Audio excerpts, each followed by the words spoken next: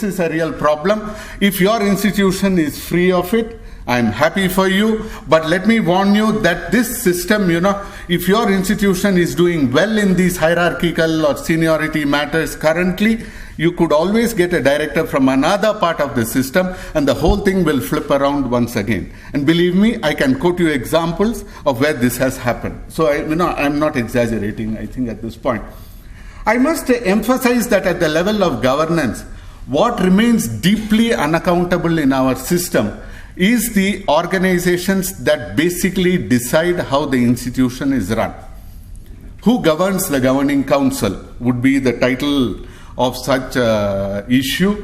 And I think here there is a real problem because, if you take an institution similar to the ones that I have worked in, all selection committees, all selections are decided by a very narrow base and approved by the governing council. Its directors appointed, and this has continued over several years. So the institution that I get 15 years later, and you ask me, are you a center of excellence? And my answer would be, I had precious little to do with it. You gave me an institute to work with. You gave me money, I'm grateful. You can measure my personal research output, but I did not create the environment in which I work. So who governs the governing council? I think there is absolutely no review. Any review, if at all it takes place, never looks at this aspect. Typically, governing councils are untransparent. You write to them specifically, they will never reply. We have done, I know this from personal experience, happens across institutions, from national centers of excellence down to the local chai shop kind of research institute, if you will. Governing councils do not reply in writing, if at all they ever reply. There would be word of mouth, there would be advice, there will be suggestions, but they will never reply because nothing will be on record. And this, I think, is one of the deleterious aspects of the system. Unnecessary confidentiality. People, for instance, I could give you examples. This is. I don't wish to go into details. Impatience and mistrust of broad-based decision making. And frankly, I must say, I've often met this attitude. You are supposed to be world class. You are hired from the best institutions. Your letters of recommendation must come from the best in the discipline across the country. You are supposed to not know how to order pencil, pen, and paper. It's not that they don't want you to do it and they are saving you the trouble. They treat you as if you are not aware of how to buy a computer system of anything. And this, I shall come to, the questions then about scientific administration and hierarchy. There is a similar class of problems. There is some evidence of change here, I must say, but though I have focused here on what I consider the core set of negative practices in our system, it is not a widespread lack of understanding of tools of evaluation, non-transparent informal rules operating in hiring and promotion. If 5 guys are due for promotion at a given time, and all of them are not on projects, they are not in a project, each one does his own work, it is typical of the authorities to say, we'll consider 3. Why 5? It's an untransparent rule. I don't mind if the rule is in writing, then I can decide whether I want to be in this institution or not. But I think there are a whole set of such things that happen across the board. Accountability. When have we reviewed major centers of excellence in a high power way or institutes which receive significant personal funding? I believe not very many. Very, very few are rarely reviewed. Then other statements about lack of a sufficiently critical view, etc. Some of the obvious consequences. I like to focus on the following, As I said before, I think there is an overburden on the younger generation in many institutions on generating excellence. They don't determine their environment. They don't determine policy. They don't determine a thing. How can I generate excellence? And I think as a flip side of this is, generations of younger scientists progress to higher levels without serious experience of what is scientific administration. And so I have senior colleagues who have made remarks to me which I think are ridiculous about evaluation, etc. But it is embarrassing. But it is simply that they have never had the exposure and the experience, nor ever given the opportunity. So I think the basic reason why this has persisted, I think quite apart from all the external constraints, I'm not saying this is the only problem, but I think from the senior scientific leadership, we have had far little pressure towards change. Now, across the world in other places, if the government is not responsive to what you want, our French colleagues have taken to the streets repeatedly for the last 3 or 4 years. I'm not suggesting we have to do that, but I really think we can stand up to the bureaucracy far more than we have done so in practice. I think bureaucracy at the level of the institution is, as to quote Nehru in a slightly different context, is often persisted by scientist bureaucrats themselves. They do not change the rules. And I have yet to hear of a scientist administrator who resigned citing the overly bureaucratic nature of constraints on him as a reason for his inability to continue in the post. So I think we have done very little to resist the onset of bureaucracy. There is incentive for change in the system from the junior levels when it rises. At the top, there is great resistance. This has been my experience. And simple matters, if you have to change them, the time scale for change is, I have noted earlier, 10 to 15 years. What can you... there are other matters of culture which we can talk about maybe in the discussion, and I've requested the organizers to give you a written copy of all the slides, so you could look at it later. I think there are some very important basics, I think bottom line of functioning that Indian institutions need. Accountable, transparent functioning. You get a written request, you ought to get a written reply. Would you accept it if you sent a paper to a journal and the editor just wrote refused? We all crib about it, right? In Pramana, one of the great reforms which Pramana made was to insist, under one of its excellent editors, was to insist that every rejection be accompanied by reason in writing. We accept this as part of a scientific work. I think it should be part of administration. You make a request, it ought to be refused in writing. You say no, you have to give a reason. You can't say, I think so, we felt so, the committee decided.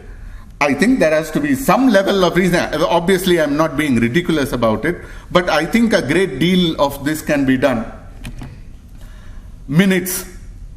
Why are governing councils' minutes across the board so secretive? I think there are a large number of institutions, this is a problem. Broad-based decision making. No executive authority of a scientific institution should be without the elected representation of the researchers of that institution.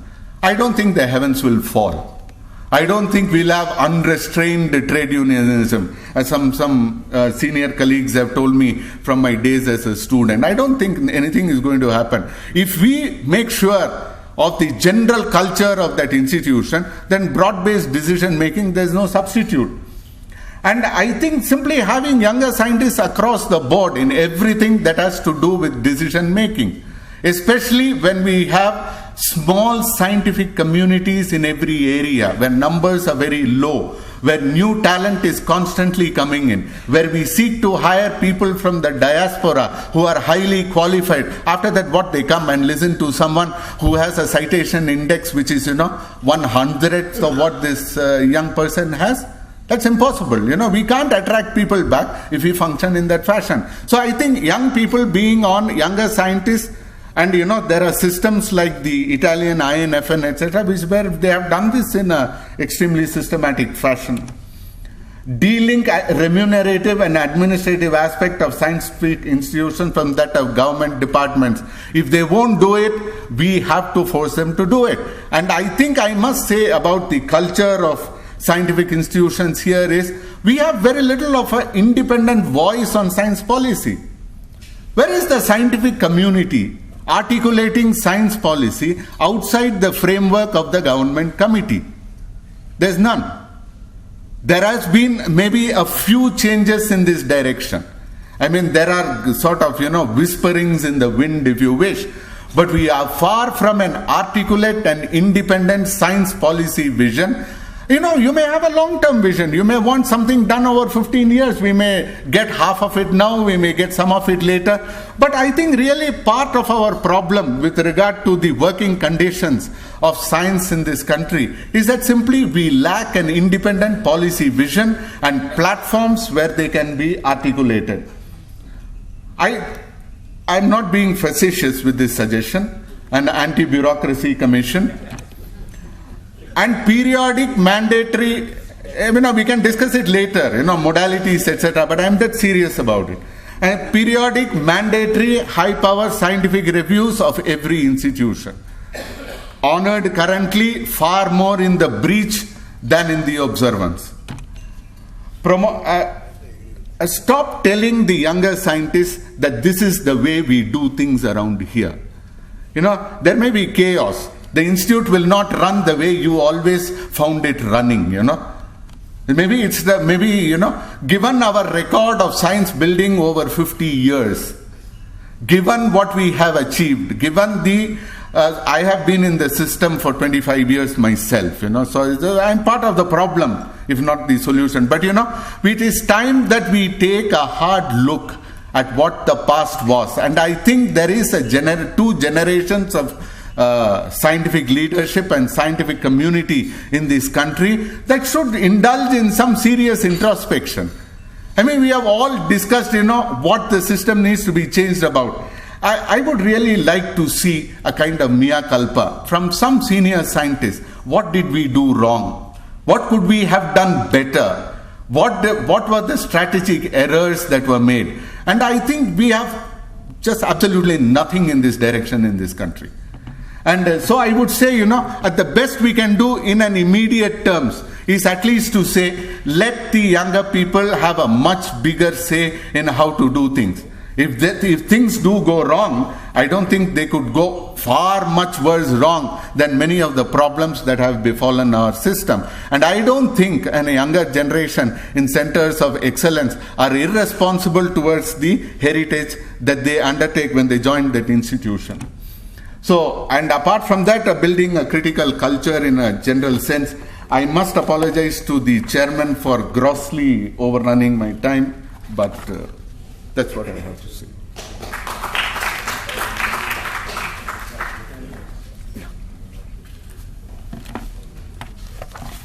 We've had 3 interesting presentations, so we'll have some time for discussion now, about 15 to 20 minutes. Yes, Professor Kankan Bhattacharya. One piece of information. Yes. I would like to give Dr. Desi Raju. Fundamental to a small extent. I'm having a bit of difficulty. About JE. No. IIT, I don't want to talk about that. If this is not, about universities. Yes. I think that the first item actually we have looked at in a very serious way. And what was done was to Professor M.M. Sharma has headed a group of people who came out with a major set of recommendations on what to do with university, because we think that is the most important problem we have to look at. So as far as our council, this council is concerned, we don't deal with, unfortunately, education. Everything is a different sphere. You can't. So we talked to ministry, which has very nicely cooperated. They have now established a. No, not this brief here. What I'm saying in the Science Advisory Council is not education, that is the MHRD will come. So what we have worked with them, I'm not taking refuge in that.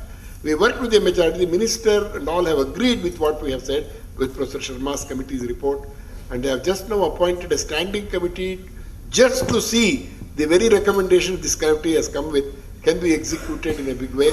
With Professor Sharma will be the chairman, and is the chairman of that. They are ready to start functioning. That is the first thing we have done. Because we are through with what we can do now. Now that committee with whatever budget, etc., they have to see that the action takes place. The very issues that you have talked about are the ones they have come out with a major recommendation. It has been written about by various people. I think even Dr. Jayaraman mentioned it in one somewhere, I remember. They have done a very good job actually with their report. That should be noted. It is not as if that is the first item taken as a serious matter by Science Advisory Council, other than the new institutes that you mentioned, which is only additional thing. Go ahead. Thank you.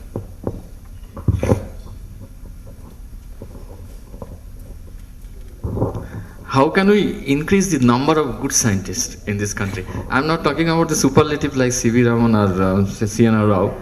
Can we just double the good scientists who will produce, say, 3-4 papers per year, who will at any point of time force students in the laboratory?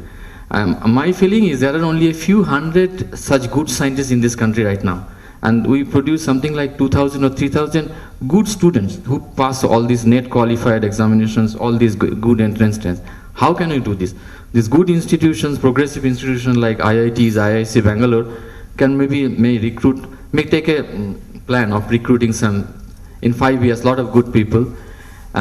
Some new institute will come up. But that will not be enough. Can we take some harsh measures like taking over the state universities and control their recruitment policies somehow? Any other? Please. So on the same theme, about the university system, Professor Desi Raju has made very important comments that we need to do something about the university system. Professor Gautam Barua. Yeah, I'm Gautam Barua. I'm director of IIT Guwahati. I think that's a very important issue.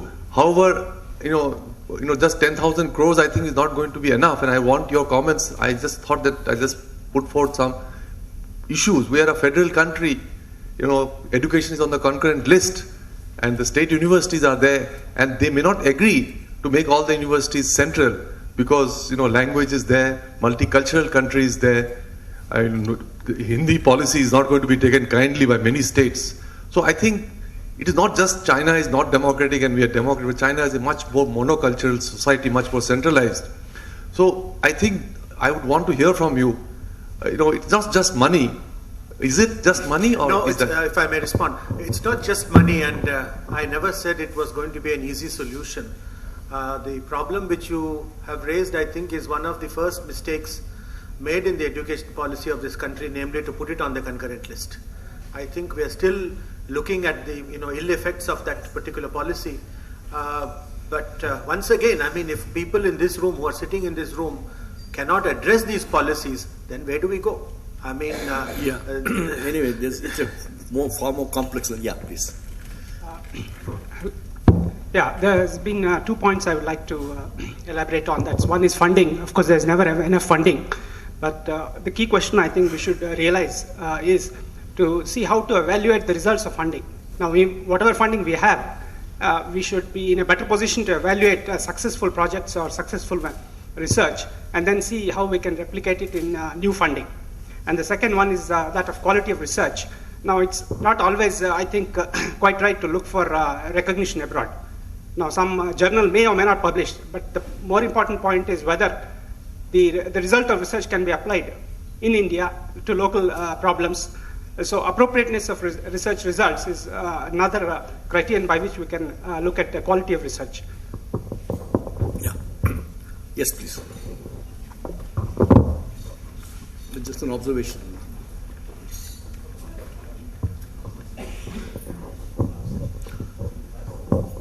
Yeah, please identify yourself. Yeah, I'm Jayanth Murthy from the Indian Institute of Astrophysics.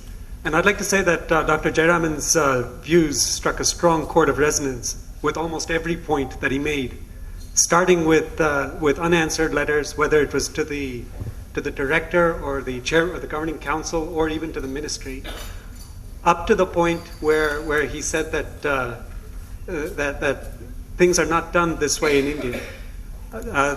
My accent probably doesn't help, but certainly I was told many times that this is India, you come from the US, things happen differently there. And so the question is, what is the change? Because I just don't see it. In 6 years, I have not seen any changes. You want to say? Yeah. Frankly, I think the ambit of answering that question goes well beyond these discussions here. I think there has to be far more of an independent view of science policy within the scientific community.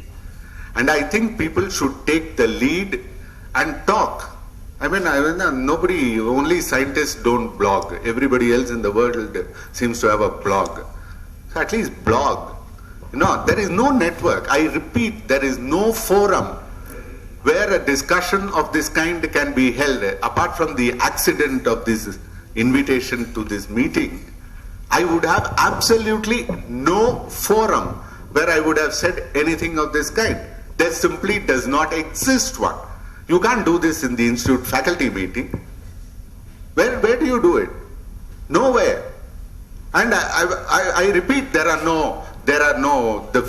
we do not have for instance, the American Physical Society repeats every few years or so, there should be absolutely no scientific project, defense or otherwise of any kind, where without a peer review. We have no organization in India to make such a statement apart from the academies. And frankly, after the experience with some of the moves in education with regard to astrology, Vedic maths, etc., my confidence in the academies, I must personally say, is considerably shaken.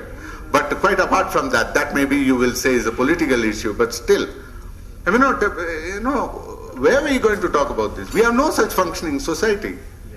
IPA, Indian Physics Association, hardly fits the bill. I think the point has been made that there should be a forum for such.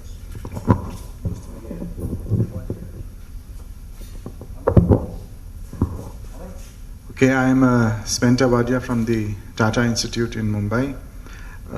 The point made by Vijay about sustaining institutions, I think is, we have not discussed it, so I'd like to address it. I think it's a very important issue to address the sustaining of excellence in old institutions actually. Like for example, the Tata Institute in Mumbai, which is celebrating its Diamond Jubilee this year. It's an old institution, small, but I think we have enormous amount of capital investment from this country in that institute. So I think it's very important for us to take a very serious overhaul of the old institutions. And by this I mean backed by a very strong review of the institute and its departments and the general administration. One should seek to sort of infuse some sort of new life into this or other institutions which are old. By firstly, amongst other things, recognizing that the old divisions of science into physics, mathematics, biology, astrophysics are sort of melting. And there are new interdisciplinary initiatives, there are new subjects actually which were not represented before, which need to be sort of introduced, and the older ones actually need to be weeded out. So some sort of very continuous infusion of new ideas in academics is, I think, on the cards. And the other thing, of course, which I have to say, and which many people have mentioned in very different ways here, is that we really need to revamp the management structure of these institutions actually. There's something called modern management outlook. You know, there are institutes actually which are built to train people how to manage companies, etc., etc. I'm not suggesting that we borrow from there, but I think we have to sort of address ourselves to having a new, a more productive management system in place. Thanks.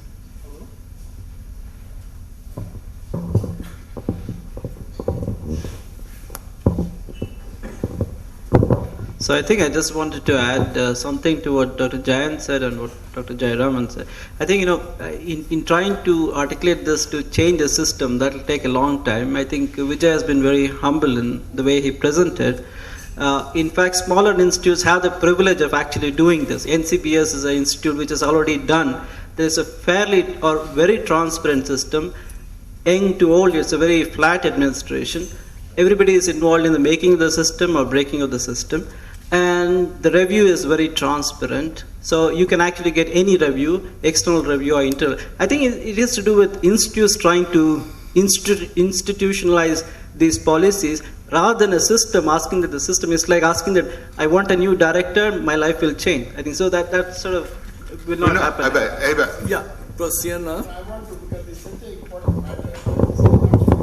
I'll come back. Sit down and please. Like what Jayaraman has said and many of you have said, I'm extremely sensitive to this. I think the success of science education All our endeavors depend on keeping a very happy working community of scientists and teachers.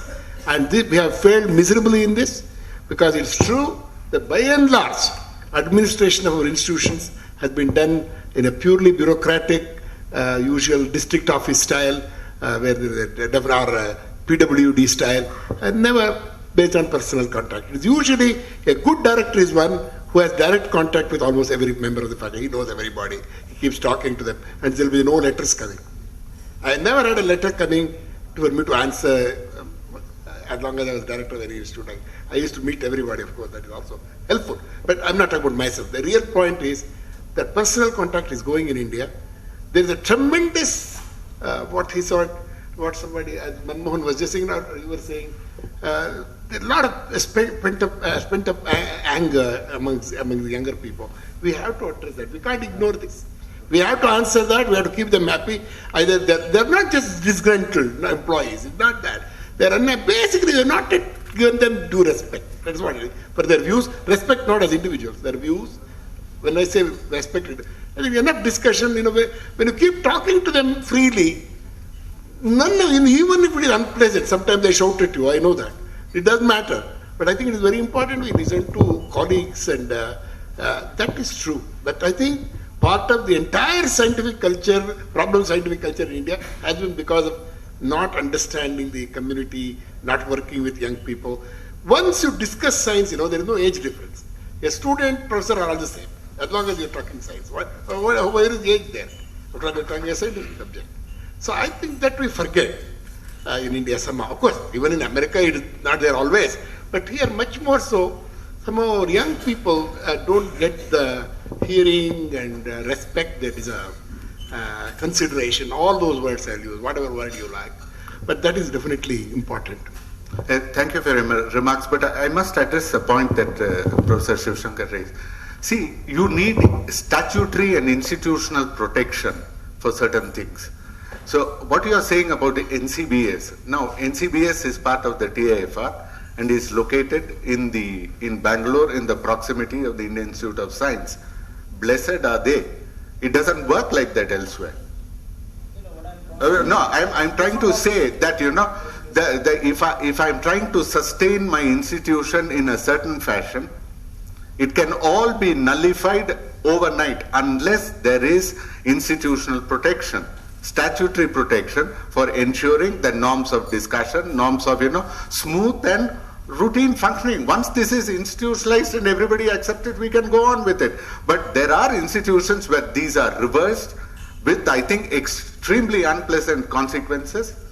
They're involving some very excellent names among the younger generation of Indian scientists. We can talk about these examples later, but believe me, it's not, I'm saying that there are a class of problems. I respect, I think what Professor Vijayaraghavan said is a very important issues. It addressed to the core scientific values of Center of Excellence and how to renew that. But I think it also needs an administrative institutional framework. And that was what I was trying to address. And the two are not synonymous, I think. I think one of the issues that I would like to touch upon is about the university system, because what Vijay said and what Professor Desiraj also said, that the university is a major problem besides funding and so on, is also the manpower. And the idea that research institutions can have their scientists sponsored in university with their labs and so on and so forth is a wonderful idea, and that should be followed up. But again, it should be formalized, not that just one institute says, okay, I will have some people today and after 5 years the system fails down and so on. Because if the universities have to sustain as research institute, doing good quality research and teaching, they must have people on a long-term basis. And I think in this context, I'm happy that the Sharma committee also has recommended that there could be dual appointment. But again, these should be very clearly defined how they are going to be, not just left to be on an ad hoc basis that as and when this happens, this is done and so on. Likewise, DBT has come out with idea of Center of Excellence, that you build up a team of 3-4 young faculty members around a senior faculty member so that the whole thing sustains over a period of time. But in all these, I think one of the administrative issues that we need to take into is What happens to these people once that senior faculty retires? Do they become part of the university? Who takes care of their salary and so on? Because unless we are able to provide these long-term issues also at the same time, when you make these policy decisions, we must be clear what we are looking at, what long-term consequence it will have. But unless we do this kind of linkage, because I think institutes, it's not only just one-way traffic that universities benefit by having this linkage. Institutes also stand enormously benefit by this interaction. And I think this should very clearly define how we want to do it.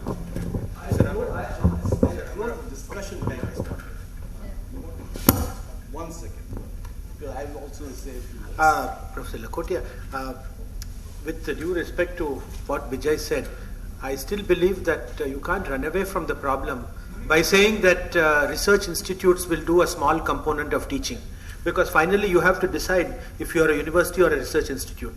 And I think if the research institutes take on too many of the... See, only at the university level, Professor Rao talked about tensions and uncertainties. How many of us know the tensions and anxieties suffered by young students today? I think unless you are in a university and are actually seeing these students every day, you do not realize the tremendous amount of unease that they have. Please excuse me for saying so, but in your posh research institutes, you don't get a feeling for this. I mean, again, Dr. Mashelkar is here. Calling a CSIR lab as a deemed university is not the solution. This word deemed university, I think, should be taken away. There should be a university, there should be research institutes, there should be CSIR labs.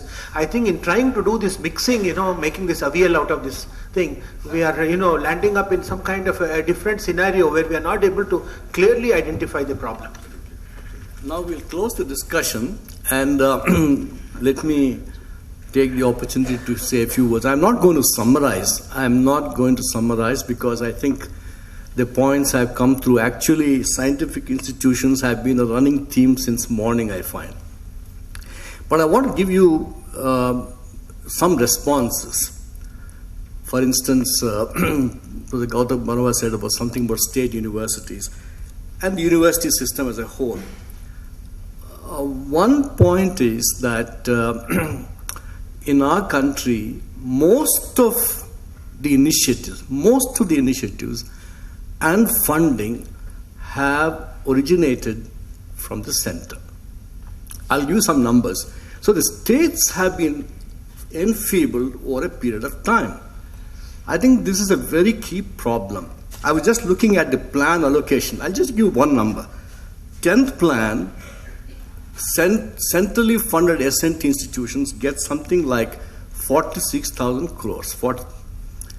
And what the central government gives the state institutions is only 1,200 crores. The states have no money. I do not know how this problem can be resolved, but there is a key problem here that the states are very weak, and therefore all the state institutions are very weak. And I want to give you an idea of what really means by India here. It's not all of India. Actually, we are only discussing a part of India involved in science and technology and even higher education, quality higher education. I was just looking at the numbers. If you look at the state-wise support to extramural R&D projects, or even in-house R&D units, which DSR supports in the country, or the money that's gone from the Technology Development Board to various types of institutions, you'll find that 7 states, just about 7 states in India, Andhra Pradesh, Tamil Nadu, Karnataka, Maharashtra, Delhi, especially Noida, West Bengal, they account for more than 80% of this. The rest of the country is having a share of only 20%. I've also looked at the fellowship of the academies, Indian Academy, also INSA. And you'll find these 7 states or so account for more than 80% of the fellowship. And so when we talk about India's competitiveness, I wish to submit that a large part of this country is being left out of this game altogether.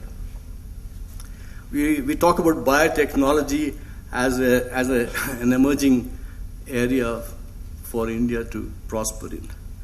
So I looked at distribution of biotechnology industries. Lots of industries have come up with R&D.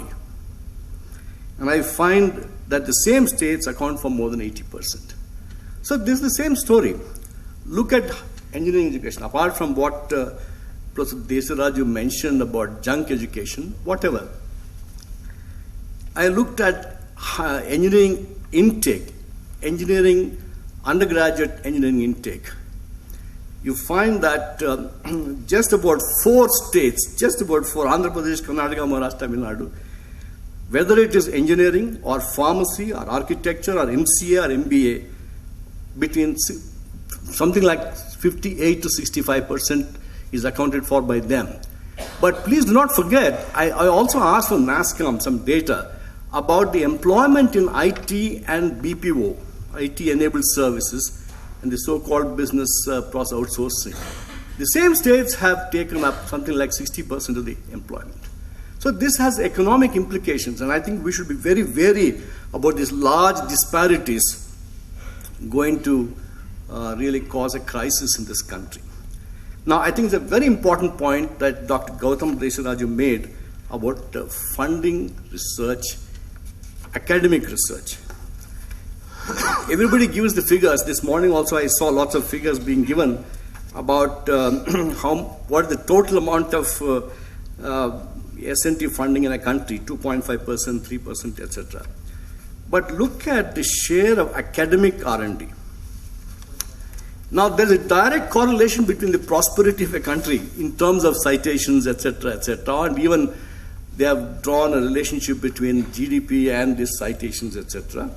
I find academic R&D gets no more than, at least when I last looked at it, it's improved to some extent. Academic R&D accounts only for 2% of the total R&D investment in the country. If you look at a country like South Korea, it's about 12%. Finland, which has been applauded by a UN report, is 18%. United States, very difficult to arrive at an estimate, but I arrive at estimate at 20%. So if you look at the economic prosperity and the investment in academic R&D, there is some correlation there. So I think it's very important that we make a very strong case for investment in academic research. And you can give any number of instances. I think it's a very important point that Dr. Jayaraman made about sustainability of excellence. I think it's very true. Why is it that we are not able to sustain excellence? Now look at the way we select heads of institutions. I think there are 2 key features there for sustainability of excellence. One is the process for selection of heads of institutions. You know how Central University Vice Chancellors are selected, state universities is even worse. And then even some of our best of academic institutions, I do not want to name, until recently the minister chaired the selection committee of selecting the director of the institution. Now, Institute of Science has survived because I think they have taken care of this issue. I have not known, at least in the last few years, the last few decades, Institute of Science being left with a director for some time. It has not happened. So even you can create a new institution, but sustaining excellence depends upon the degree of autonomy that this institution is able to enjoy and the processes of, in fact, selecting the leaders of these institutions. Now, I've felt that if you look at, we are talking about scientific institutions. There are scientific institutions which are fully government, like DRDO. DRDO does not have any autonomous lab, fully government. Space has autonomous labs, DAE has autonomous, DST, etc. But if you look at the whole picture as a whole, I do not want to trouble you with categorizing all these institutions. I think it's very clear that autonomous bodies, autonomous institutions which are well funded, which have had good leaders, the output is very high. We are talking about output per scientist and so on. And I don't want to name JNC. If I name JNC, they'll say they're a small institution. But the fact of the matter is, Jawaharlal Nehru Center, I think per faculty member, the number is something like 8 publications, good publications. They will say, please remove CNR's name from this list. Even if you remove that, I think it's one of the topmost performers in the country. And that comes from the degree of autonomy and the level of funding and the support and the kind of leadership which you have. So I think these are the 3 key issues. I'm also going to make one more observation. I'm tending to think that self-financed, good leadership institutions probably will do very well. I want to give one example. It's not a good model. I want to give one example. It's not a good model because the magnet there is something else. Amritamaya Vidyabhitam in Coimbatore. They're a set of 4 campuses. And of course the magnet there is Mata Amritamaya. But whatever, they selected a young man who is a President's Gold Medal winner from IIT Madras, who has gone to Cornell, Berkeley, a professor at University of California, San Diego. He was appointed Vice Chancellor. We can't think of appointing a Vice Chancellor of that age easily. And not only that, he has attracted some extremely distinguished people from abroad to become faculty members. Somebody from Wharton, somebody from Oxford, and so on and so forth. And I think they are very, very autonomous. In fact, I made them a number of suggestions because our public funded institutions don't have the same kind of autonomy. So if you're able to create that kind of an ideal, well-funded, fully autonomous institutions with high caliber leadership, I think we'll have an outstanding scientific institution. Finally, of course I had other points, but I'm going to summarize because time is finally, I want to go back to these numbers. Because CNR mentioned about PhDs and so on. I think it's very important to look at the numbers of the strength of what is called the creative workforce. The United States uses this. Lots of articles have been written on creative workforce. They're also worried. They're also worried that the strength of the creative workforce in the US is coming down. So, number of times the point was made that we don't have lots of researchers. Professor Bhattacharya also made this point. I think that is what we have to have a mission to build. I'll give you again some simple numbers. India's stock of science and technology is something like 10 million, plus minus. Out of which really those who are involved in research, most of them in government labs, is about 160,000. That number in the United States is about 1,150,000. I'm sorry, 1,150,000. So there's a factor difference, something like 7 to 8. And the number of PhDs all put together is about 5,500. Again, US is a factor of 5.5. My sincere feeling is that this gap can be bridged. If you look at the per capita consumption of electricity, which is also a measure of Human Development Index, those fellows make these plots, the disparity between US and India is about a factor of 25.